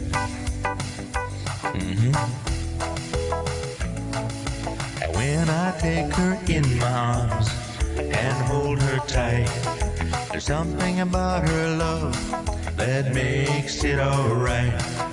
I know she really loves me, 'cause the look in her eyes, whatever makes her happy, don't you know that I will try? 'Cause there's a brown-haired woman, brown there for me.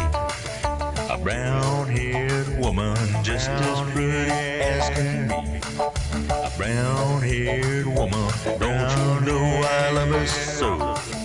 I know she really loves me, 'cause she always tells me so. Oh yeah. That's right.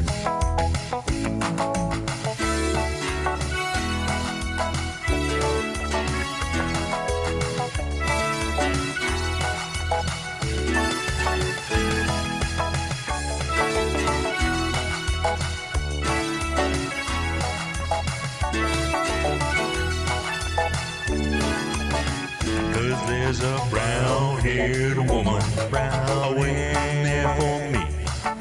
A brown-haired woman, just as pretty as can be. A brown-haired woman, and you know I love her so. I know she really loves me, 'cause she always tells me so. Oh yeah, that's right.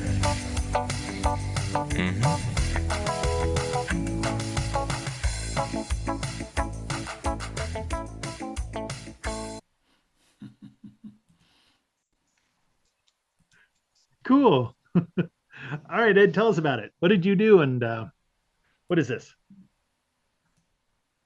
I did everything but the drums. Okay. This song was written about 20 years ago, and Akon just brought out a new program that'll divide it up. So I decided to remix. Okay. Oh, so did you basically have the old mix and then just pull the different parts again and rebalance it? You're absolutely right. Okay, Plus, cool. I added some effects. Okay, cool. I like it. It's very 80s sneaking into the early 90s. And I like it. I think all of my comments are mixed things. One, I hate saying this because I love non-traditional panning of stuff and extreme panning. But I've got my monitor control over here, and I switched over halfway and started listening to the song in mono, and I liked it better. And the reason for that is because there's that little popcorn guitar, and you've got your snare way off to the side. Again, I love extreme panning, but those two things to me are a really nice unit together.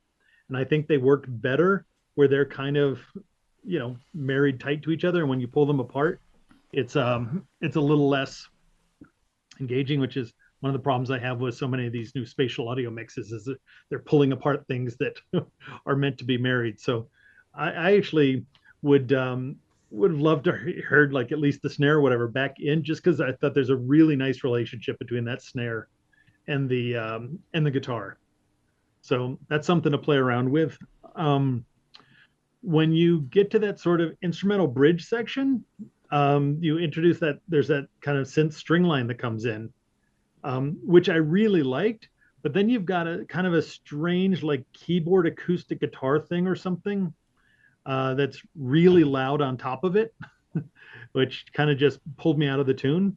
So I think that the new melody is enough. And if you want to have that sort of more kind of guitar piano thing in there, maybe have it tucked in as a support, because that actually comes in and is the most prominent thing in the mix there. And I don't think that part isn't cool enough to take away from the other stuff that actually is cool in there in that section. I agree with. And also just vocally, because the song has a very kind of 80s, do the walk of life, that kind of thing. The fact that the voice is a little more reverby than would be contemporary, I like almost gets a pass on that, even though I might try and scale that back a tiny bit. But also the one thing that I would say is the vocal is pretty up and prominent. I don't mind it because it's fun. It carries the tune. But there's the part where you have the interplay with the voices and you have them both big. And they just end up sort of like fighting with each other a little bit. So I would look at, if you're going to keep a big main voice, if you have another come in as a harmony or a counterpoint on that, look at making that sonically smaller, kind of, maybe like basically a little bit less low end and low mids. Because the natural thing for us when we're thinking about, oh, we're trying to make this record sound good, we want the voice to sound big. Like, oh yeah, the voice rich and full and resonance and all of that. That's not wrong technically, but when you actually start to study other records that are big and that you've loved for most of your life, and then you realize how small the vocals are so many times. I even think like a great example is like, Eddie Vedder, who's just this incredible singer and has this rich, thick voice.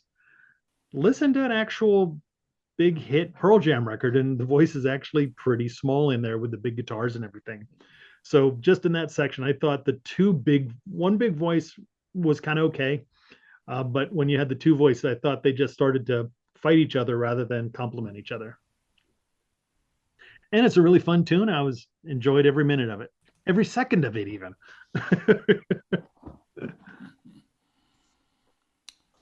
Okay. Jimmy, do you know anybody named Roger and Lacey? They submitted a song, but they're not here, so I wasn't sure if you happen to know them. I don't know them, and I don't see them on Zoom or on YouTube either. Okay, yeah. Should we just skip over that then? Or? Yeah, skip over for now. We'll tag on the end if we got time. Yeah. There's only one more, which is mine, and then there's. Oh, Pat didn't. Pat. No. Oh, okay. Oh. Gee, Pat, you write some great songs. All right. Yeah, I know. So this is. All right, let's push yours up, Steve. I like to play for producers because it's got a lot of weird stuff in it. And producers are weird. Yeah. Let me do the share screen here.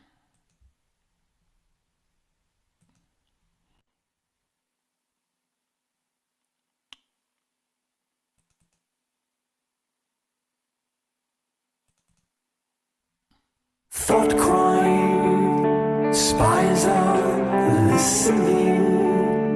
Thought crime to what you're typing. Thought crime, paranoia sting. Be careful what you say.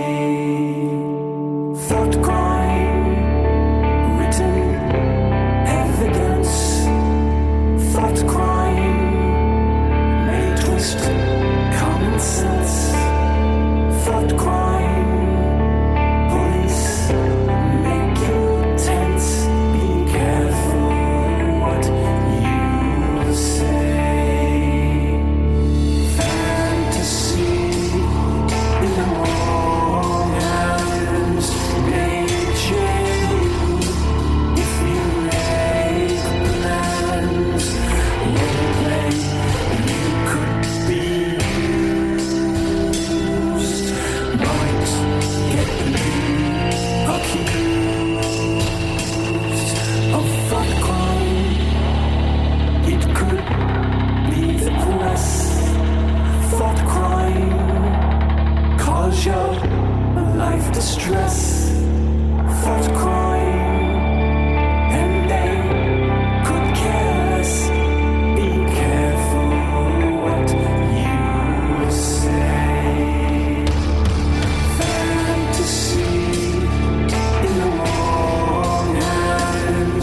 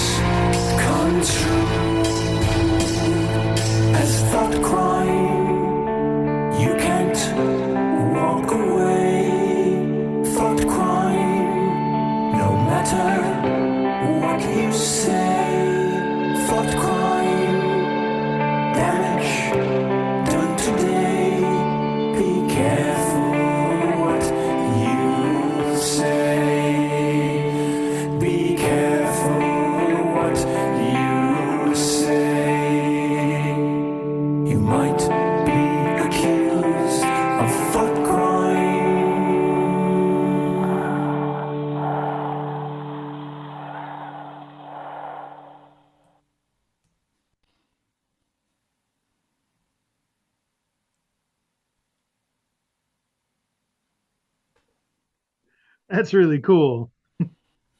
So, Thank you. what did you do? And tell us a little bit about this. Well, I wrote the song and the lyrics and everything, and then I sang all the harmony parts on it, and it was produced by a guy named Roy Rando. And I told him what I did was I played Zappa's "Who Are the Brain Police" for him. Mm-hmm. I said I wanted to sound like that.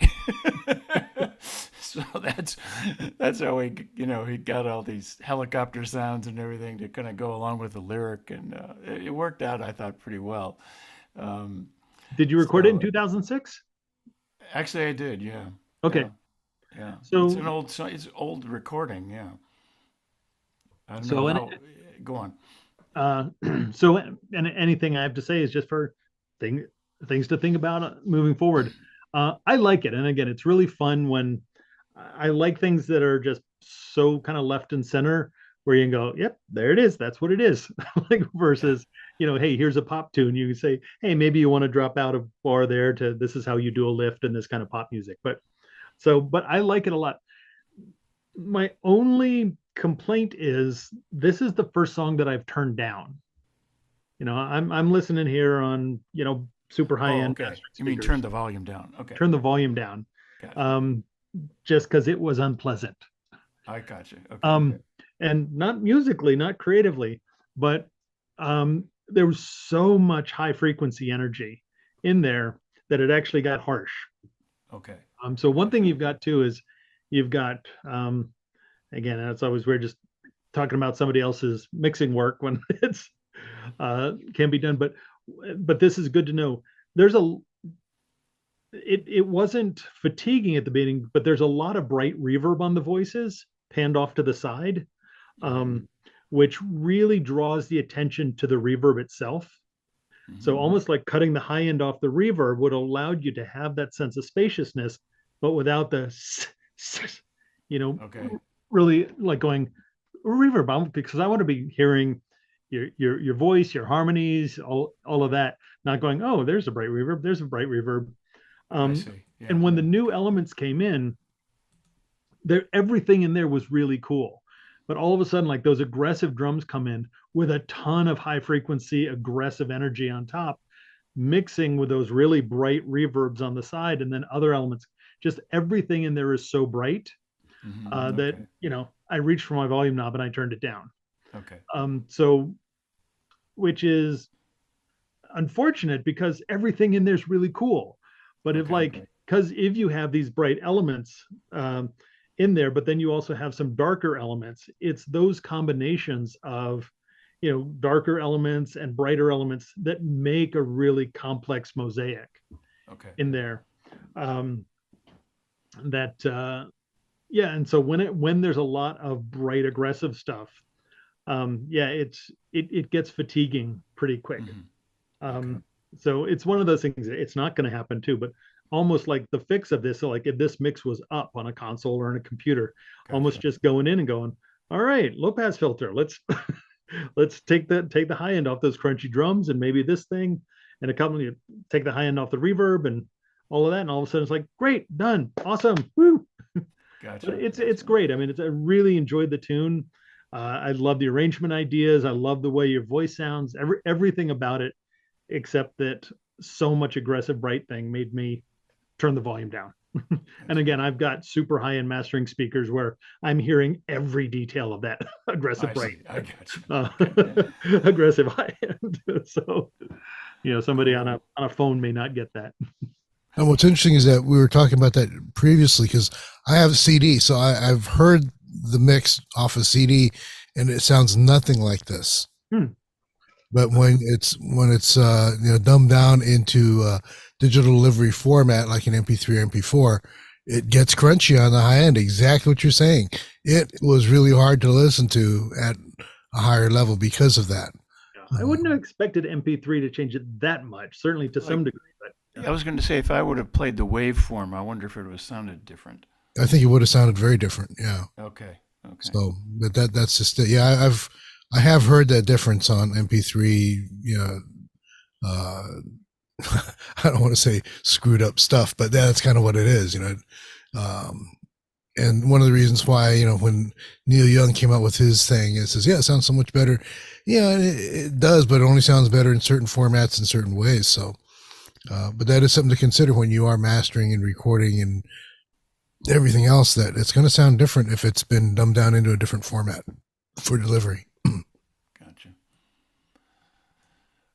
Okay, that's So, it. thank you, everybody. Unless you want to play the other one, Jimmy, it's up to you. Yeah. Yeah, let's go ahead and play it anyway, just in case he shows up on YouTube or something. We'll tear it apart. Yeah. Okay, so here we go. This is Roger and Lacey. It's called Valley of the Dry Bones. I like it already. Yeah, right. Okay.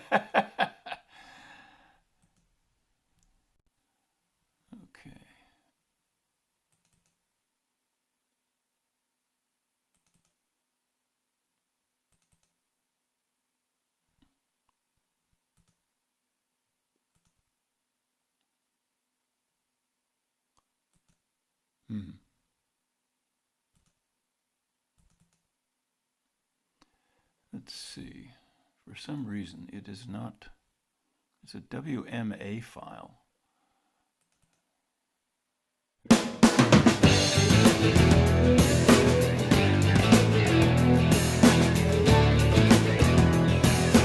That's labeled something different there, Steve.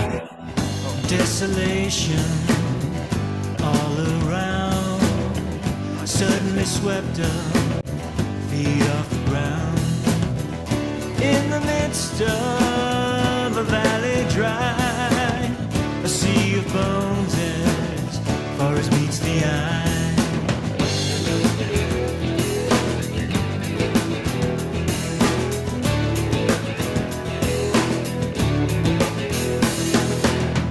Son of man, can these bones survive? Only God knows my cool reply. Talk to them now, hear what I say. These dried up bones are gonna dance today. So let the words I speak now come and move your core. Let the breath of life revive and fill your soul. You were dead to rights divided, scattered with nowhere to go. But one day we shall be one.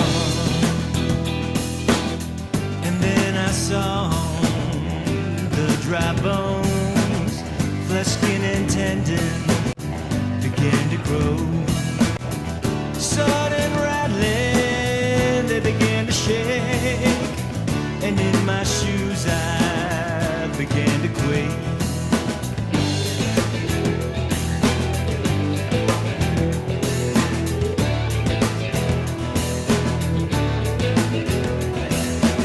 Still something missing, not yet revived, till filling the valley came the breath of life. Now a dancing army to serve and thrive, out of the graves and fully alive.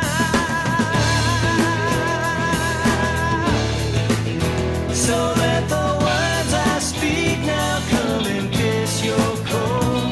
Let the breath of life revive and fill your soul. You were dead to rights divided, scattered with nowhere to go.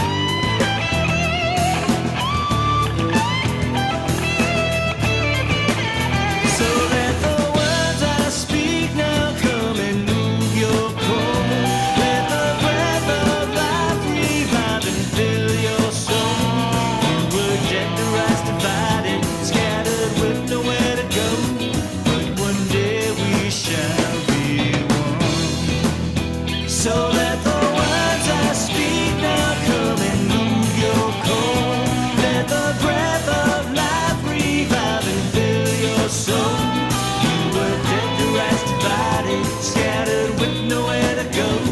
But one day we shall be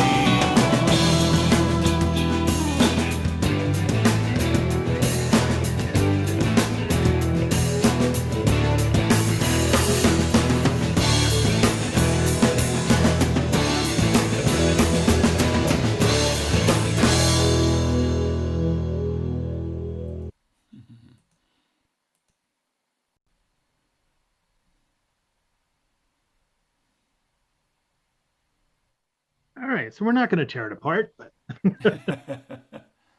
but won't dive too deep. The I liked it. It was a fun tune. It sort of is what it is. It's got its vibe. The only thing for me that I kept wanting is, and this is kind of a mixed production kind of thing, is I wanted more clarity and definition from some of the sound sources. Like there's that kind of flanged flange phaser guitar that's in, and it's stereo and it's sort of a little bit mushy, and there's some other things. I would have wanted a way to maybe like make that just a big mono thing and really put it up there as a feature, like you would hear on a Smashing Pumpkins or Dinosaur Jr. record, where that's like, oh, here's a really cool signature sound. Just put it right, clear mono straight up the middle, because it comes in before the vocals come in. So that could kind of be the feature on that intro, and then get out of the way for the vocal to come in. And there was different parts where there was a lot of sort of mush and ambiguity in terms of the instruments.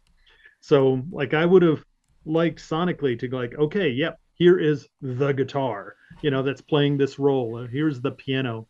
Even trying to find some ways to maybe take some of those stereo things and try and mono them up, just so that there's a more kind of clear defined thing. Because when there's a lot of, stereo-y kind of stuff, it's weird because sometimes it sounded stereo and then other times it sounded mono. But when there's kind of that much of it swirling around, there's certain kind of music where it swirling around is kind of good. But this isn't that kind of tune for me. I kind of want to connect with this rock band and go, oh yeah, really connect with how this guitar player, their tone and their feel, and that piano part coming in and playing that role right there. So it's a cool tune, but if I was sitting down to try and mix it and take it to the next level, I would try and mix it in a way where there was more clarity and definition. Like, yep, here's the guitar, here's the piano, just so we could connect with all those different parts in a more intense, intimate kind of way. But it was a cool tune. It's fun. Yeah, I liked it. The thing that I was looking at though is that it sounds kind of like a generic rock band, which is fine. Mhm. But when you look at the lyrics and where it's supposed to go, to me, it didn't sound like the lyric. Yeah. The prosody was all wrong. For a lyric like that, I would have expected something that sounds more death metal. Not really, because if you think about if it was done more as death metal, then it would probably find placement in one of these zombie movies. It really has that zombie lyric, and it feels like it could be there, if he drove it like, with like 7-string down-tuned guitars and stuff, and really push the hell out of it, literally. So But I think too, I think you could actually, if you were thinking like, if we were sitting down like, hey, we've been hired to do this tune for a zombie movie, there are ways where I think you could do things like introducing those without turning it death metal, but just getting like a real clear gong, gong, gong, gong, gong, like an intense, meaty kind of guitar that carried some weight. Which is the same as Chris Isaak in Wicked Game. I mean, that's a thing where like, yes, that guitar carries so much weight and power. You could do similar things. And that's part of what I thought, again, with that guitar thing at the beginning, the sort of phasery or flangery kind of thing, that actually could have been a, here, take it kind of punch in the face, and set up a vibe that felt a little bit more intense. because a lot of the metal bands that I've worked with, really just holding on to that first chord instead of going through. He had like 5 chords just rolling through, but just holding the first chord, just ba ba ba ba ba ba ba ba ba, and slamming your head against that. That's kind of how it works to give you that sort of literally head banging feel. So, but anyway, wow, that's great, Ronan. You had a lot of great things to say. Thank you so much. Yeah, it's my pleasure. Absolutely. Yeah, we really appreciate it. And we got to put your stuff, your contact information on the chat if that's okay. And probably, Yeah. okay. And on the YouTube as well. I'll go ahead and make sure that gets up there. And Yes.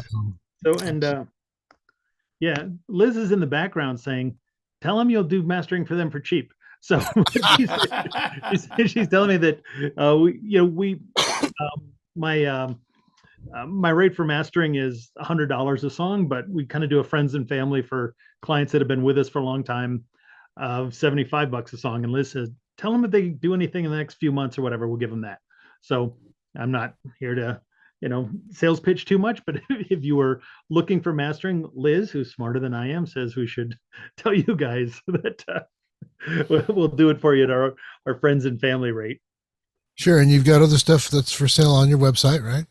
A little bit, not so much, but the one thing is, if you want to check it out, I put a link in the chat to kakapehan.com, and I don't want to jump too much into sales pitch mode, but it's a pretty special thing, like May 5 through 10, and yeah, it's workshops and all of that, so there's learning stuff, but really it's a pretty kind of amazing communal event. It's just because we do kind of everybody's together. We all eat our meals together. We jam together, co-write, study together. And yes, and Liz just says bingo. We play bingo together, most importantly, for prizes. But it's a pretty beautiful thing. So if that's the kind of thing, and again, what it is we've got it was originally a songwriting workshop, or like a songwriting retreat and a recording retreat, two different things that I hosted back to back. But in COVID, when we were sort of tiptoeing out of COVID, we wanted to try and do something but we weren't sure we'd get enough people to fill them up. So we said, well, let's just combine them, and then we pull people from both. We'll get enough to pull something off. So we did it, and everybody loved it. And I'm like, well, oh crap, I guess it's a combo thing from now on. So, but we kind of have two tracks where there's essentially like a songwriting track and a recording track, and they sort of go simultaneously, and you can sort of bounce back and forth, like, oh, that's a cool songwriting thing over in that room, I want to go do that, or like, oh, there's a cool thing on mixing over there, I want to go do that instead. And it's at a beautiful mountain resort. It's an all-inclusive thing, so all your meals, private room with private bath, and all of that is included. And the rates will probably go up at the end of the year, because that's around when the resort actually gives us the updated rates, which are higher every year, but we've just kept the rates the same as last year until they give us the new ones. That's my sales pitch. So this kind of combines recording boot camp with the other thing, or? Yeah, well, what it is, the recording boot camp thing, which I haven't done much in the last too much lately, but I'm going to ramp it up again. The recording boot camp is 6 days. I teach everything, and it's an intense, hardcore program. And at the Kakapehan Resort, it's a whole diverse group of people, and the content changes every time. And I know some of you are involved with taxi, so like Fett and Nancy are out doing some things. Even Neil McTavish is kind of helping us with logistics, and I do some stuff. And Dave Nachmanoff, great songwriter, does some stuff. So it's a whole different thing where there's a bunch of different people, and usually the way the program is determined is we, kind of reach out to people, say, what do you want to learn? Like if there's anything particular, like, hey, I'm having trouble with this, like, great, we can create that. But also too, a lot with the mentors, like if they're just excited about stuff, like, hey, if a mentor's, I've been really excited about this aspect of my songwriting. So like, great, teach about that. Or, there's, hey, I've been, mixing a lot of, music for films or something lately. Okay, great, talk about that. So it changes every year, and especially about 80 or 90% of the people come back every year. So we've got to keep mixing it up, because there's some people, this year will be their like seventh time coming out. Lots of listening sessions. Oh yeah, and Liz just says, see, Liz is hiding up in the rafters. Yeah, and lots of listening sessions. So songwriting feedback from the mentors, mixing feedback from the mentors. And also we have DIY gear building. So, we've got, DIY, the DIY playhouse for, people are building mic pre's and EQs and things like that, which is, beginner appropriate as well. That's pretty So cool. if someone comes in and is like a total novice at, let's say, production, they're mostly just a songwriter. Would they be likely to learn something in Yeah. that environment? Yeah, and we mix it up because we'll have some of the things that are kind of more general in terms of production that aren't technically advanced, and then we have some more like advanced things where if you're totally fresh, it might go over your head. It might be good to sit in there, but a lot of it would maybe go over your head because it's Yep. a little bit more advanced. So, and that's the same on both sides of it. So because we have everything from kind of beginner weekend warriors to some really like advanced people, like where even early on there's like a guy came once and I'm like, why are you here as an attendee? You're one of the in his field as an engineer. I'm like, you're one of the top guys in the world. And he's like, well, because he's one of the top guys for video game sound. And he's like, I just want to kind of hang out and learn about music stuff. I'm like, great. And he's like, I'm going to come back next year. I'm like, all right, next year you're teaching. So he came back and did some things related to that the following year. So yeah, it's a mix of things. And also too, it's we keep the sort of attendee to mentor ratio really low. Like, we'll have like less than 50 attendees, and it's a really low ratio to mentors. So there's lots of time to, breakfast, sit down, in front of somebody with your eggs and hound them about mixed dilemmas you're running into, and plenty of time to sort of meet and hang out with people outside of the workshops. There's one more question, if I may. Are Yeah. any particular DAWs favored? No. Or okay. No. And like I use Pro Tools, so we don't do any DAW specific workshops, but I tend to teach on Pro Tools because I know it. I think Fett uses Cubase, so he tends to teach on Cubase and that. So yeah, none of this is, if you're looking for, hey, I want to go Pro Tools training, you'd eat really well and have a great time, but you wouldn't leave knowing a whole bunch more about running Pro Tools.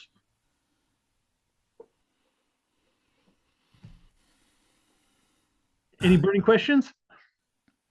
Pat put up a little note that he says he doesn't want to master his own stuff because he doesn't have the ears for it. But more than that, also, Pat, I know that from experience, when I mix something, I never master it myself because that extra set of ears from a mastering engineer makes all the difference in the world, because I'm too married to what I've mixed, and the artist is too married to what they've written.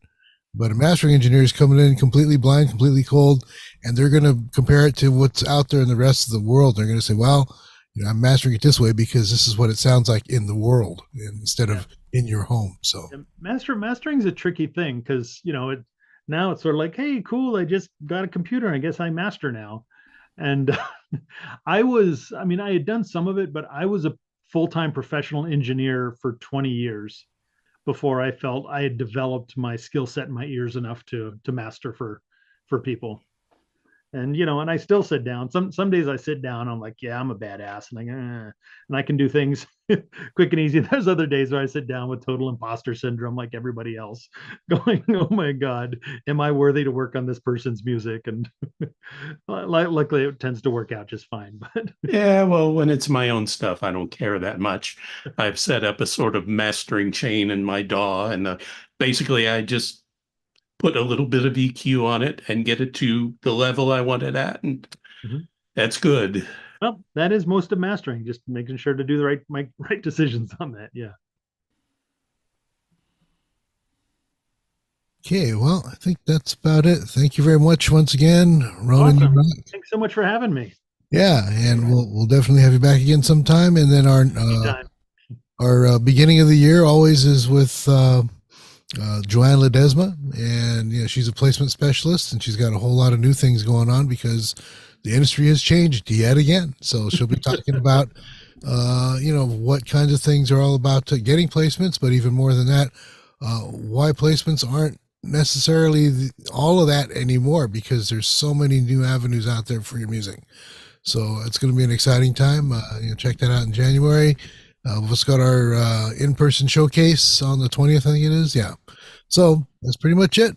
Thanks again, Ronan. You rock. Awesome. Thank you so much for having me. Really enjoyed it. if you guys want to save the chat for links or anything, on the very low right-hand side of the chat, there's 3 dots, and if you click that, you can say Save Chat. So if you would like to do that, go right ahead. I'll give you a moment, and then we'll sign off. Thanks again, Roland. Awesome. Thank you. Yes. You both. Thank you, everybody. Okay. Good night. Thank you. Thanks, Ken. Okay.